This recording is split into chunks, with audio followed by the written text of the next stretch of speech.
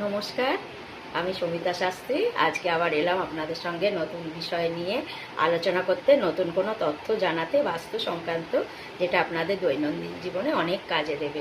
তো সেরকমই একটা বিষয় হচ্ছে যে আপনাদের যদি দেখেন যে গুপ্ত শত্রু বেড়ে যাচ্ছে, শুধু গুপ্ত শত্রু বলে নয়, এমনি আপনার ব্যবসার ক্ষেত্রে শত্রু বেড়ে যাচ্ছে বা চাকরির ক্ষেত্রে শত্রুতা বেড়ে যাচ্ছে। হ্যাঁ, এবার ডাইরেক্ট তার আপনার সঙ্গে বিবাদ করছে, বা কোনো কোনো শত্রু আছে যারা মুখমিষ্টটা রেখেছে আপনার সঙ্গে, কিন্তু ভেতরে ভেতরে আপনার ক্ষতি করার চেষ্টা করছে, আপনি বুঝতে পারছেন না। তো সেই সব ক্ষেত্রে আপনারা কি তখন উপায়টা করবেন, সেটা হচ্ছে যে আপনারা তখন ঘরের মধ্যে একটা অ্যাকোয়ারিয়াম রাখার চেষ্টা করবেন।